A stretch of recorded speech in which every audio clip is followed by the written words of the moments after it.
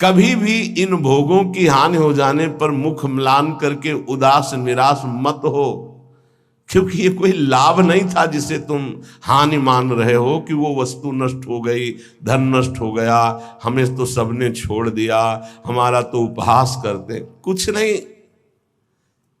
ये लाभ ही नहीं था। यदि नाम जप कर रहे हो तो भगवान तुम्हारे हैं, तो तुम्हें शोक कैसे आ सकता है?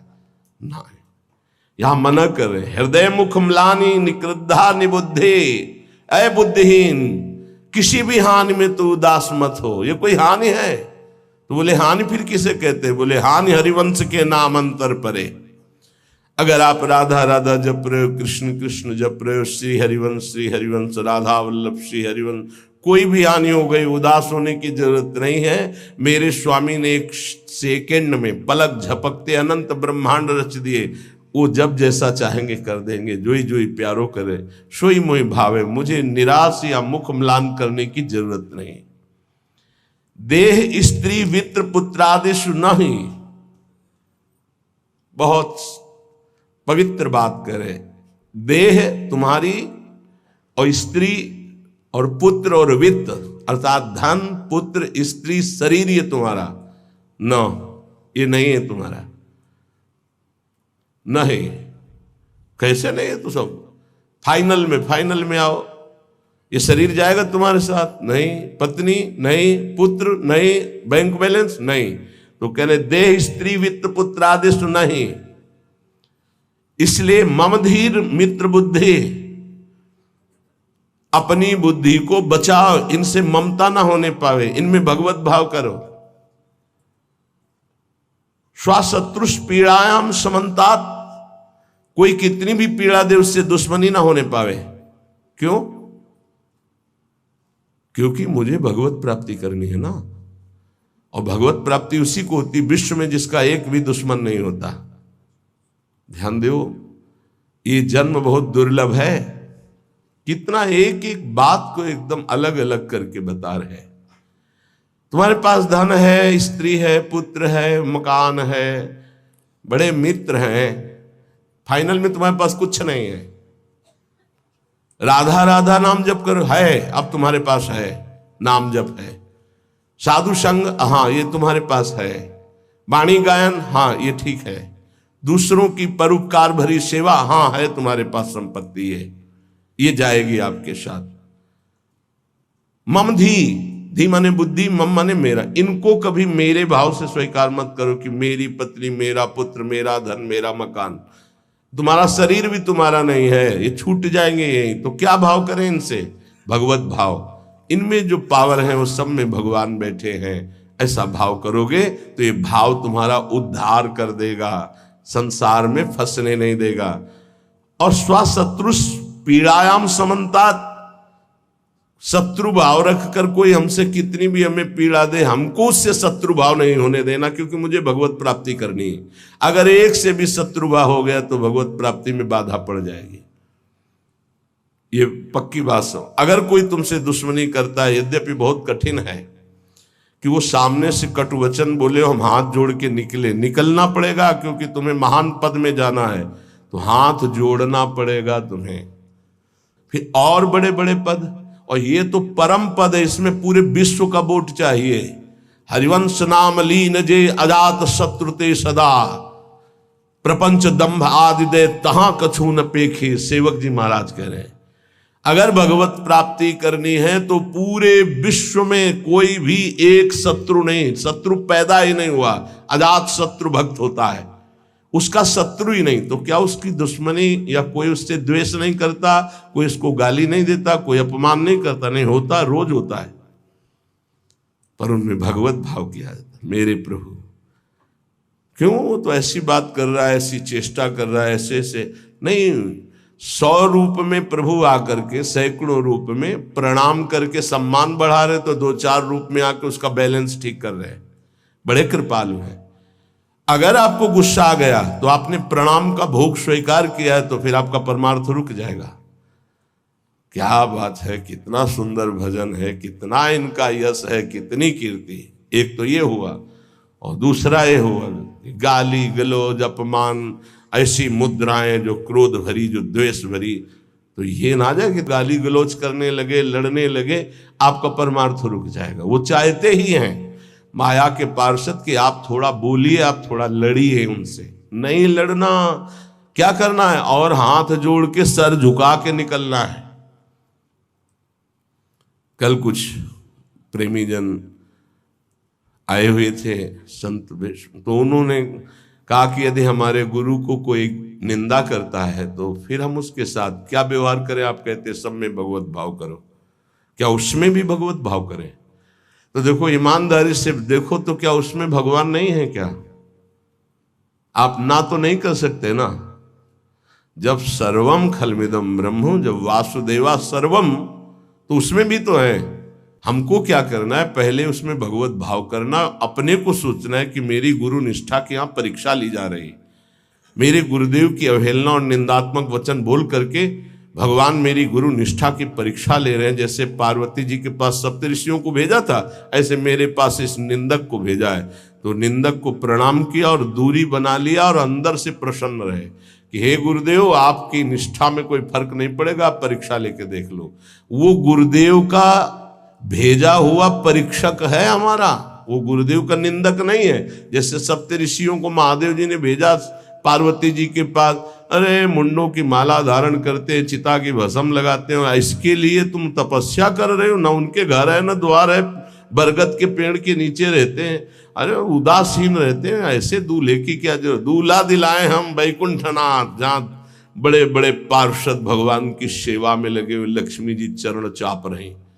पार्वती जी को गुस्सा आया था क्या? नहीं, उन्होंने कहा कि आप बढ़िया उपदेश कर रहे हैं, माना कि महादेव अवगुण भवन, माना आपकी बात, विष्णु सकल गुण खान, ये भी माना, लेकिन जाकर मन जैसन रमे ते ही सन। हमने तो वर्ण कर लिया है भगवान शिव को, कोटि जन्म लगर हमारी बरों शंभुनता रहो को। क्या निष्ठा माता जी ने प्रकट की। मैंने तो वर्ण, आप जो कह रहे हो ठीक है, ऐसे ही होना चाहिए गुरु निष्ठा कि आप जो कह रहे हो आपकी बुद्धि, मेरे तो परब्रह्म है अंदर, उससे बोलना नहीं, अंदर मेरे तो परब्रह्म परमात्मा है। फिर हम ना उसकी बात सुनते हैं, ना उसकी तरफ देखते हैं, ना उससे द्वेष करते हैं। स्वाशत्रुष पीड़ायाम समन्तात सुखमती रमितानंद वृंदावनेस्तु। मैं सर्वदा सुख मगन रहूंगा, किसी से द्वेष नहीं करूंगा, किसी से अपनापन नहीं करूंगा, और वृंदावन का आश्रय लेकर प्रिया प्रीतम के प्रेम में मगन रहूंगा। जिसे प्रेम प्राप्ति करनी है, जो श्रीपाद प्रबोधानंद जी कह रहे हैं, एक बहुत बड़े महापुरुष कह रहे हैं कि नंबर 1, ये इस बात सहने के लिए निरंतर नाम जप चाहिए।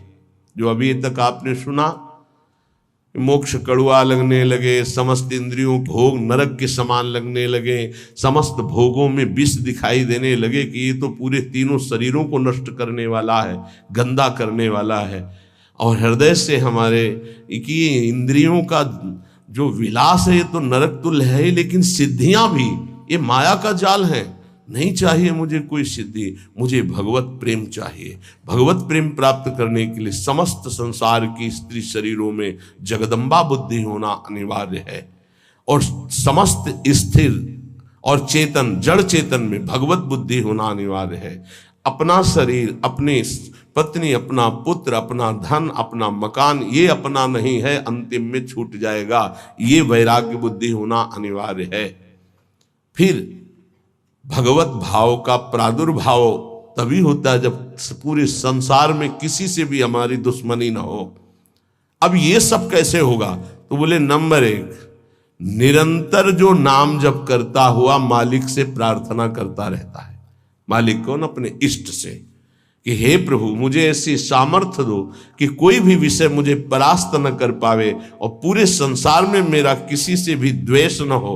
अद्वेष्टा सर्वभूतानाम, गीता जी भी कह रही, अद्वेष्टा सर्वभूतानाम, किसी भी भूत प्राणी के प्रति हमारा द्वेष दोष भाव ना हो। पहला, निरंतर नाम जप और प्रभु से प्रार्थना, इसमें लिखा है मालिक से प्रार्थना, अपने स्वामी श्री हरि से, इष्ट से प्रार्थना कि मुझे ऐसी सामर्थ, प्रार्थना में बहुत सामर्थ है। अरे बहुत सावधानी की जरूरत है। किसी के प्रति जरा सा भी दोष चिंतन, जो भजन जिनका एक तार चलता है, बड़ी बाधा खड़ी हो जाती है। श्री रूप गोस्वामी जी लीला चिंतन कर रहे हैं, उसमें दिखाई दिया कि प्रियाजू पुष्प चयन कर रहे, ये पुष्प, तो लालजू गोदी में उठा लिए, प्रियाजू ऐसे पुष्प का गुच्छा ले रहे, एक हाथ से डाल पकड़े हुए। लालजू ने देखा कि सुरक्षित डाल पकड़े प्रियाजू नजदीक की छोटी कुंज में, तो छोड़ दिया, तो प्रियाजू ऐसे और लालजू आनंदित हो रहे हैं। तो पूज्य श्री रूप गोस्वामी को भी हंसी आ गई कि लालजू को ऐसा विनोद सूझा। इस समय अत्यंत सुकुमार प्रियाजू डरप रही हैं। फिर लालजू ने अपनी गोद में ले लिया, फिर उनका शमन हुआ। जिस समय वो हंस रहे थे उस समय एक संत जा रहे थे जो लंगड़ा के चलते थे, ऐसे ऐसे, और वो ऐसे अर्ध निमीलित नेत्रों में ऐसे हंस रहे थे। उनको दृष्टि गई कि अरे भगवान ने मुझे लंगड़ा बनाया है तो हंस रहे हैं, हम तो समझ रहे थे बहुत बड़े महापुरुष हैं और ये हमारी हंसी कर रहे हैं, ऐसा कैसे हो सकता है। हाँ ना, हमारा प्रारब्ध भोग है ना, हमारा पैर ऐसा है इसलिए हंसी का पात्र में। बड़े अंदर से दुखी हो गए, चले गए, लीला बंद हो गई उनकी। अब आप बताओ, उन्होंने सोचा नहीं, देखा नहीं, वो तो प्रिया प्रीतम को देख रहे थे। बड़े विकल हुए जब लीला बंद हो गई, तो फिर पूज्य श्री सनातन गोस्वामी से चर्चा की, क्योंकि दोनों महापुरुष की हमारी लीला बंद हो गई, तो उनका एक ही उपाय, वैष्णव अपराध बन गया। वो वैष्णव अपराध, किसी वैष्णव को अभद्र बोले या दुख पहुंचाए, ऐसा संभव ही नहीं। महाप्रभु चैतन्य देव की कृपा से ऐसा संभव ही नहीं है। कैसे ऐसे उनका है तो वैष्णव अपराध। अब ये विचार हुआ कि कैसे जाना जाए कि किससे अपराध बना, कैसे जाना जाए, जब किया ही नहीं प्रकट में तो जाना कैसे जाए। तो बोले कोई वैष्णव दुखी हो गया है तो वैष्णव सेवा की जाए, आसपास के जितने संत सबको निमंत्रण दिया जाए, पता चल जाएगा, सबकी जूठन पाई जाएगी तो शायद पुनः अपराध कोई हुआ हो जाने अनजाने में तो उसका मार्जन हो जाएगा। ऐसा हुआ, आसपास के सब संतों को निमंत्रण दिया गया। वैष्णव जे ही उनके पास निमंत्रण गया तो नाराज होके बोले, पहले तो उपहास करके हंसी उड़ाते हैं, फिर निमंत्रण देते हैं, हमें नहीं जाना। तुरंत सूचना आई कि वो नाराज है। अरे तुरंत गए पूज्य श्री रूप गोस्वामी जी और कहा, प्रभु कब हमने आपका उपहास किया। तो उनका, आप प्रभु प्रभु आप कर रहे हो, उस दिन हम जा रहे थे और जैसे हमारा भगवान ने पैर ऐसा कर दिया तो झटका मार के चलते हैं, तो आप हंस रहे थे। तो उनका, मुझे तो याद ही नहीं कि आप कब निकले और हम कब हंसे। तो उन्होंने समय बताया कि अमुक दिन उस समय। अच्छा, तो उनका, प्रभु ऐसे बतानी नहीं चाहिए पर आप नाराज हैं इसलिए बता रहा हूं।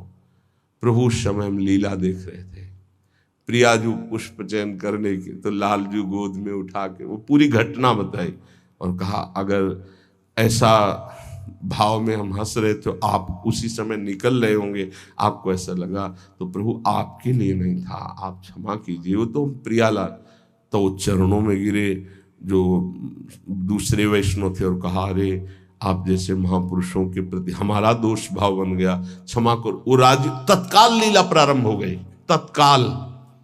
अब आप विचार करो, जब दोष नहीं है और वैष्णव दुखी हो गए तो लीला रुक गई। फिर अगर केवल स्वीकृति की हाँ ये गलत है, वो गलत कर रहे हैं तो भी हाँ गलत है, नहीं, और भगवान की लीला भगवान जाने। नहीं, आप बताओ कि ये गलत है कि सही, नहीं तो हम कोई जज है क्या।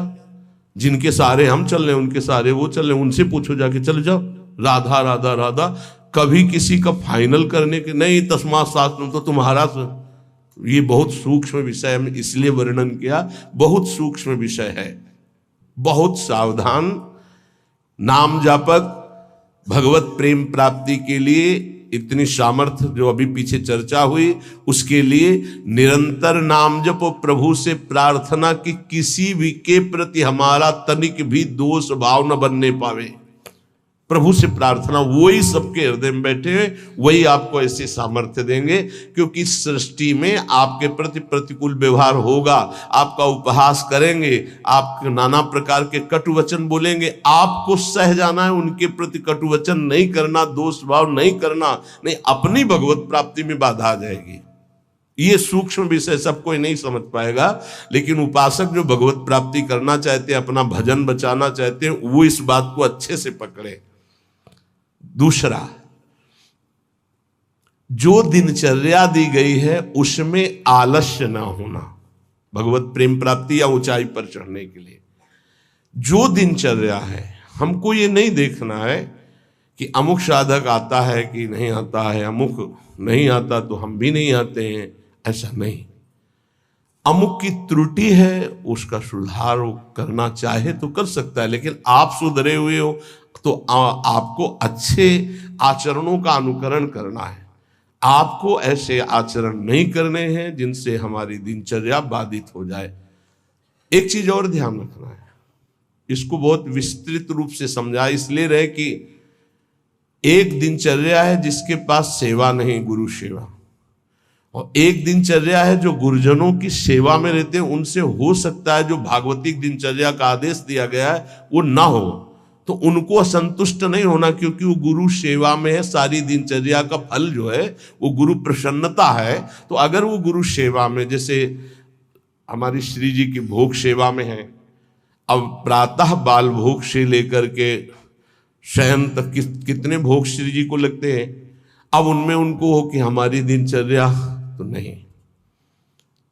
अब जैसे जो और हैं सेवा में है बहुत से, कोई किसी सेवा में, कोई किसी सेवा में, अब उनकी दिनचर्या वो माला लेके नहीं बैठेंगे।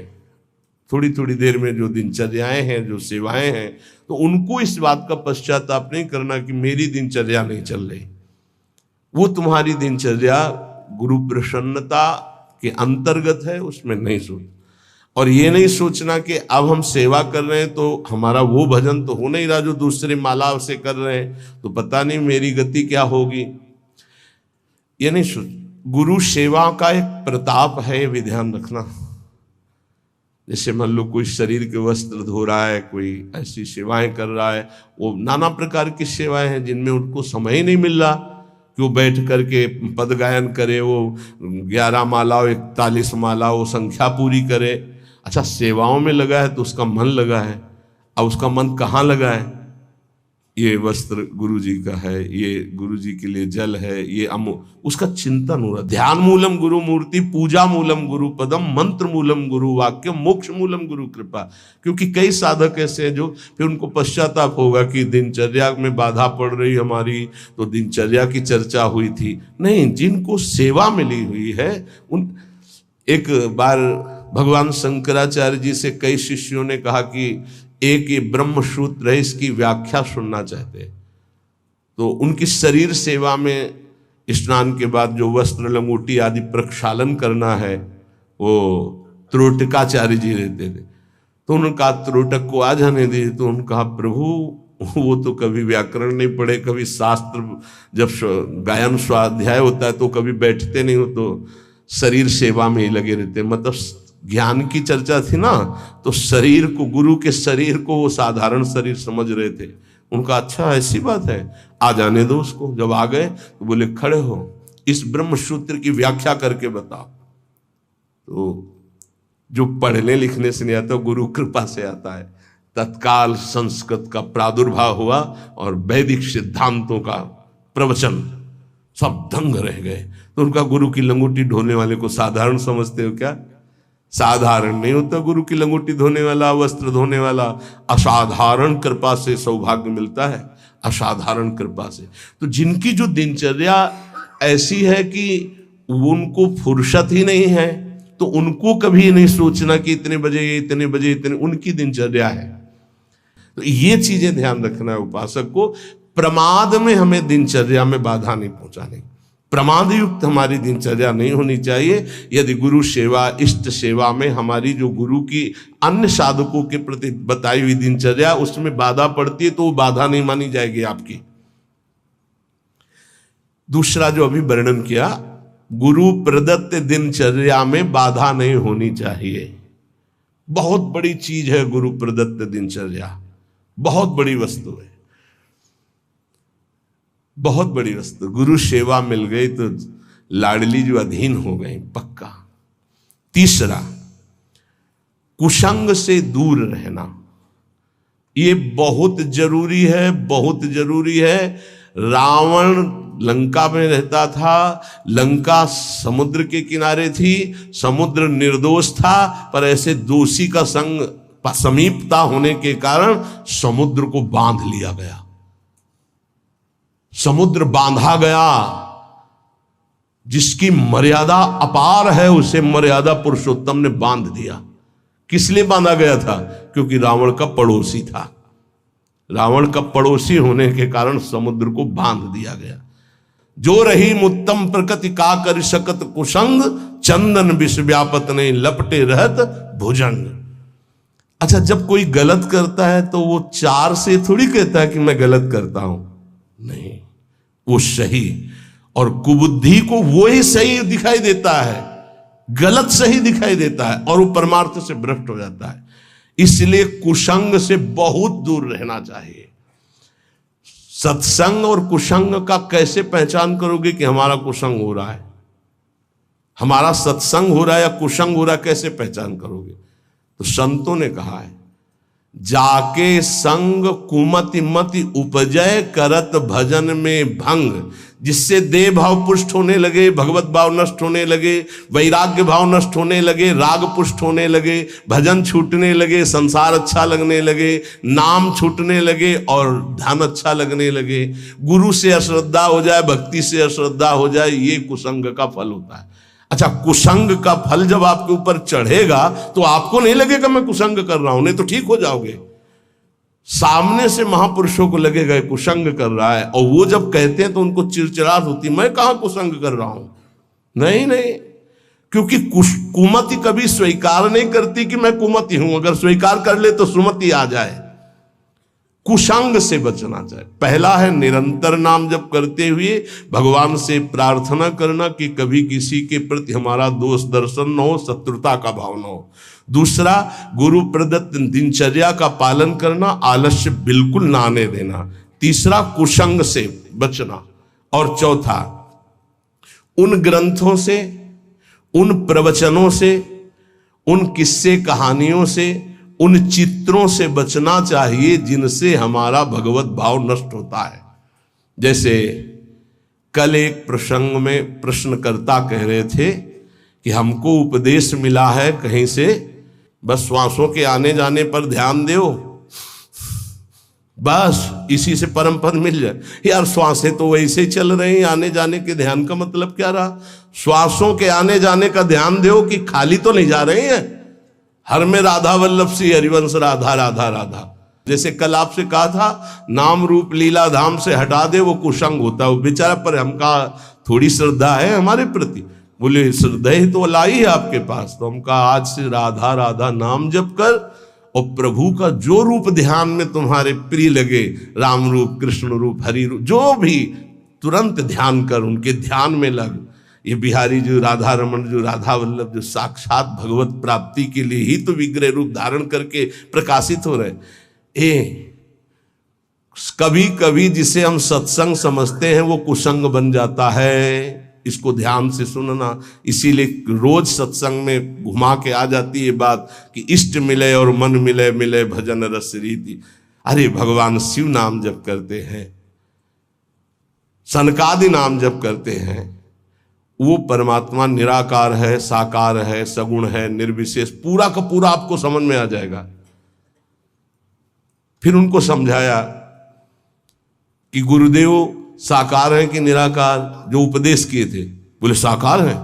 प्रणाम करते हो? हाँ। माला पहनाते हो? हाँ। तो गुरुदेव की पूजा हुई कि नहीं? बोले हाँ हुई। तो उनका गुरुदेव मूर्त है कि अमूर्त? बोले मूर्त। तो उनका मूर्ति पूजा हुई कि नहीं? बोले हाँ हुई। तो हमको फिर काहे परेशान हो? समझे में नहीं आता है। अरे भाई बहुत संभल के शास्त्रों में जो लिखा उसको समझना के लिए बहुत पवित्र बुद्धि चाहिए। परमात्मा निराकार भी है। कैसे निराकार है? देखो आकार खंबे का इसमें है कि नहीं, और जब भावना किया प्रहलाद जी ने कि है तो निकल पड़ा ना नरसिंह रूप में, तो है ना साकार। वो निराकार रूप से सब जगह है, पुकारो तो साकार रूप होकर अभी दिखाई दे। वो साकार भी है और निराकार भी है। यहां जल है, इस वायुमंडल में जल है। देखो बोला कहां गीला हुआ, और एक मशीन है जो उसको ऑन करके रखो तो एक कमरे में 3.5 लीटर 4 लीटर पानी 4-5 घंटे में निकल जाता है, और कमरे में कहीं बूंद नहीं है। वाष्प मतलब जल है, वाणी है, वाणी का मतलब आकाश शब्द है, वायु है, अग्नि तत्व है, इन सब कुछ विराजमान है, लेकिन निराकार दिखाई दे रहा है ना। कहां दिखाई दे? सब साकार रूप में आ जाता है। वही साकार है, वही निराकार, कुछ अंतर नहीं। सबके हृदय में आकार, ये देखो बाहर और अंदर बैठा हुआ है निराकार। और पुकारो तो आकार रूप के लेके आ जाएगा। राम तो मर्यादा पुरुषोत्तम कमल नयन रूप धर करके वही आ जाए। वही रूप है, वही अरूप है, कोई अंतर नहीं। सब ज्ञान हो जाता है नाम जप से, सब ज्ञान। पर बचो ऐसे उपदेश से जिससे भजन ही न हो पावे। ऐसी ग्रंथ हैं ऐसे, जैसे भगवान श्री कृष्णचंद्र जी ने गीता जो लिखी है, आप भगवान की वाणी को अपने भावना के अनुसार समझ लिए, लेकिन संपूर्णतया तो भगवान ही समझावे तो समझ पाओगे ना। सोई जाने जे देव जनाई। निंदा स्तुति के विषय नहीं है, पर यह बात है कि पूज्य श्री स्वामी राम सुखदास जी महाराज इतनी सरल भाषा में गीता जी का स्वरूप प्रकाशित किया कि मुझे लगता है कि अपने जैसे मंद बुद्धि वालों को भी भगवान की दिव्य वाणी समझ में आए। स्वामी जी का अवतार इसी बात के लिए हुआ था, गीता जी के लिए, श्री स्वामी राम सुखदास जी, कि साधारण से साधारण आदमी गीता के गूढ़ शब्द को, रहस्य को जान जाए। इतना बड़ा विस्तार से अमृत दे दिया गीता जी के भाव का। और ज्ञानदेव जी महाराज, एकनाथ जी महाराज, आद्य गुरु भगवान शंकराचार्य, जो बहुत से बड़े बड़े महापुरुषों ने गीता जी की टीका, हमें लगता है वो इन महापुरुषों की टीका के बाद अब हमको और कौन सा ज्ञान जानना बाकी रहेगा। एक बार एक सेवकवाणी श्री दामोदर दास सेवक जी की, नए नए हम थे तो हमको किसी ने दिया था कि पढ़ना। महाराज जी को हमारा ये काम था गुरु जी से जांच करवाए बिना हम किसी, क्योंकि पता है कि जिस विषय के हमें तो हमारे प्रमाण लगे, तो उनका महाराज जी वाणी जी प्राप्त हुई, वो किसी और। महाराज जी ने जो देखा ऐसे वाणी ली, किसी की भी लिखी हुई है ऐसे, लो, और तुरंत ऐसे फूल में लपेटा, बोले जाओ यमुना जी पधरा के आओ। और फिर ये वाणी आजीवन के लिए वो बस्ता में बंदी, लेकिन यही ये टीका जो लिखी हुई है ये पास गुरुदेव से, इसीलिए हम जितने भी साधक अपने, हमारे गुरुदेव ने जो पास किया है अर्थ, ये पूज्य श्री आचार्य चरण का। बस कोई भी हो गुरु से जो पास, बस वही।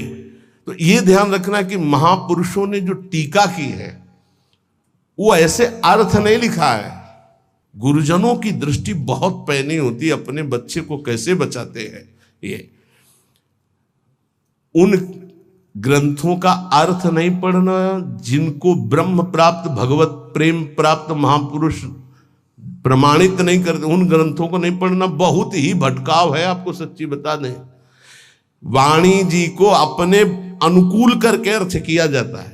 वो महापुरुष जो क्षमता को प्राप्त है, चाहे गीता हो चाहे भागवत हो, हमारा किसी से अपनेपन वाला बात की बात नहीं कह रहा हूं। आज तक पूज्य श्री हनुमान प्रसाद पोद्दार जी महाराज के संपादन के किए हुए वाणी ग्रंथ में एक शब्द पर कभी संशय नहीं हुआ। आज तक पूज्यपाद उड़िया बाबा के उपदेश में कभी एक शब्द पर संशय नहीं हुआ। पूज्य श्री स्वामी राम सुखदास जी महाराज के एक शब्द पर संशय नहीं हुआ। जैसे पूज्य स्वामी जी का एक छोटी सी पत्रिका निकली थी ग्रंथ में, गुरु के बिना मुक्ति। स्वामी जी ने जो कहा उसके अंतर की बात समझ लो। स्वामी जी ने के पास इतनी शिकायतें पहुंची, रोना धोना और बड़ा विचित्र कोटि का उस समय जिनके प्रति शिकायत हुई थी।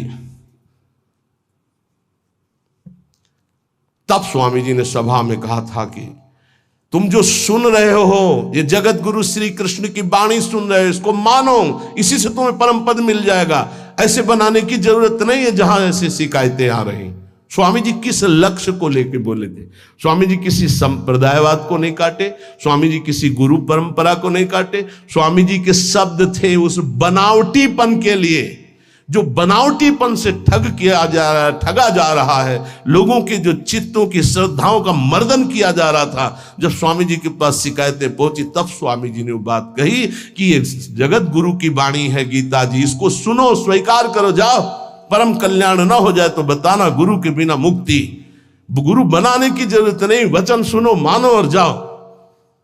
कोई एक शब्द में उसको घसीटो मत इधर उधर, सीधे जिस प्रसंग से महापुरुष बोले उस बात को समझना। तो हमको ऐसे ग्रंथ नहीं पढ़ने, ऐसी किताबें, ऐसे शास्त्रों की व्याख्या, ऐसे किस्सा कहानियां, ऐसे दृश्य, ऐसे चित्र, ये सब ना देखे जो भजन में बहुत बाधक है। पांचवा, किसी भी बहाने से जिसमें महिलाएं नृत्य करती हो वो दृश्य न देखिए। भले कीर्तन हो रहा है, भजन हो रहा है, लेकिन जिसमें माताएं बहनें नृत्य कर रही, बैरागी को देखने की जरूरत नहीं है। फिर और नौटंकी तमाशा और सीरियल और वेब सीरीज इनकी तो जरूरत नहीं है, बिल्कुल नहीं। कि खाली समय है, हम बड़ा मोबाइल है स्मार्ट, चाहे जितने स्मार्ट बनो, माया से ज्यादा स्मार्ट नहीं हो। वैसी स्मार्ट गिरी में फंसा देगी तुम्हें, ये सारी स्मार्ट गिरी चली जाएगी। बहुत होश में। चेटक, नाटक, नाच, तमाशा, ये सब परमार्थ के लिए बहुत हानिकारक है। किसी बाहरी साधक से पूछा कि मोबाइल में आप, बोले बस गेम खेल लेते हैं। अरे यार, गेम खेलना है तो नाम का गेम खेलो, मंत्र का गेम खेलो, हाँ, वाणी जी का पूरा गेम खेलो। क्या शुरू करो उल्टा चतुरासी जी, आज वह देखिए तो प्यारी रंग भरी, छाण दे माननी मान मन धरी, वो नागरता की उल्टा गेम खेलो। अभी देखो आंसू आने लगेंगे तो ये गेम खेलोगे। अगला सूत्र प्रेम प्राप्ति के, अपनी निरख परख स्वयं करते हुए गुरुदेव से जांच करा ले। अपनी अंतर की वृत्तियों को देख ले, जहां को संशय लगे तो जांच करवा ले कि ये वृत्ति सही है या गलत, जैसे बाहरी लोग आके कराते हैं। अब सबे खड़े ना हो जाए वहां जाके कि एकांतिक तुम वहीं से होने लगे। रोज सत्संग में यही तो जांच परख होती कि आप अपनी जांच कर लो। नहीं तो एक बार कहा कि अपनी दिनचर्या बना के आओ तो इतने कागज आ गए, हम कब तक हम इनको देखेंगे। दिनचर्या जांच, इंद्रियों का जब विषयों के प्रति आक्रमण होता है, एक वेग होता है, एक आकर्षण होता है, एक ऐसा जिसे तुम रोक नहीं सकते, उस समय तुम्हें जरूर संत संग में हो जाना चाहिए। उस समय बुद्धि काम नहीं करेगी। और जिस समय तुम्हारा केवल बुरा चिंतन बन रहा है, ये उस समय की बात है कि आक्रमण हो चुका है, अब तुम बच नहीं सकते। अब इसको संत संग से मिटाओ तुरंत, तुम अकेले नहीं मिटा पाओगे। और अगला जो है वो कह रहे जब तुम्हारा चिंतन गलत हो रहा तो नोच के फेंक दो, मिटा दो उस चिंतन को जो गंदा हो रहा है, नहीं तो आगे फिर वही दशा आ जाएगी। एकांत में इंद्रियां और मन साधक के ऊपर शासन करते हैं। उस समय साधक को अपनी इंद्रिय और मन की रखवारी करना है बस।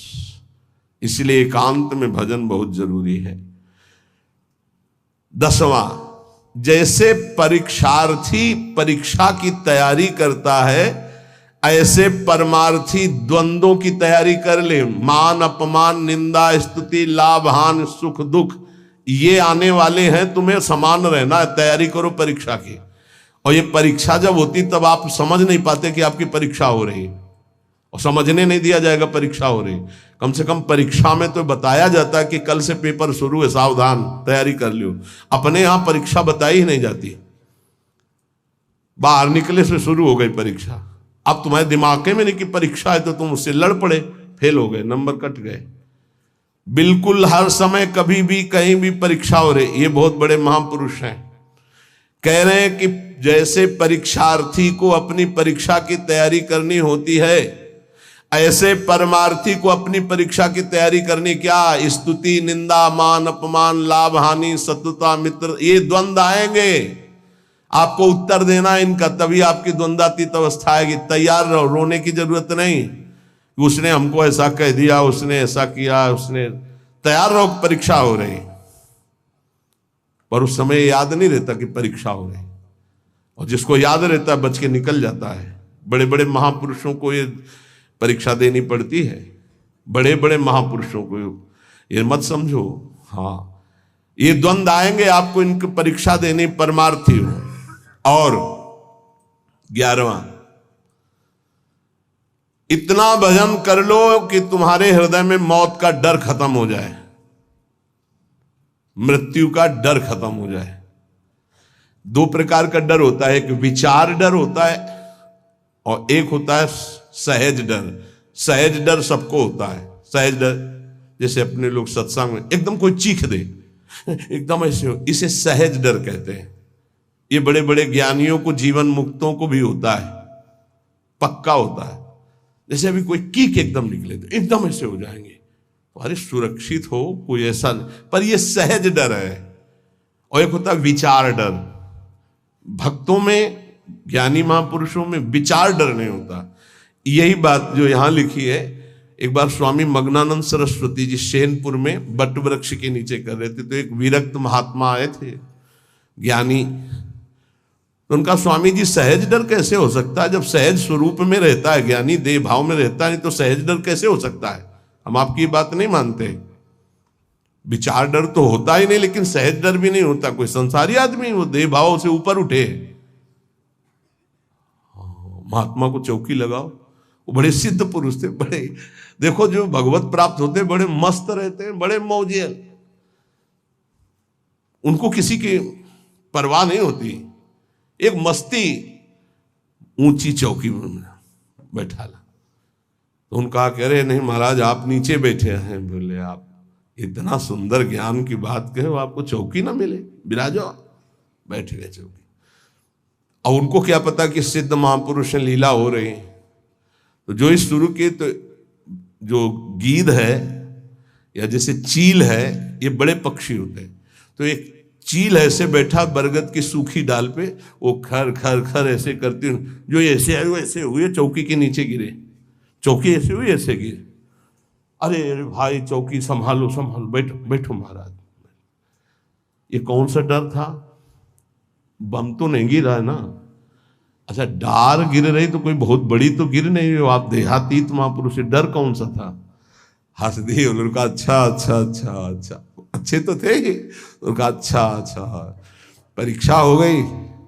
बोले, इसे सहज डर कहते हैं, ये सबके ऊपर होता है।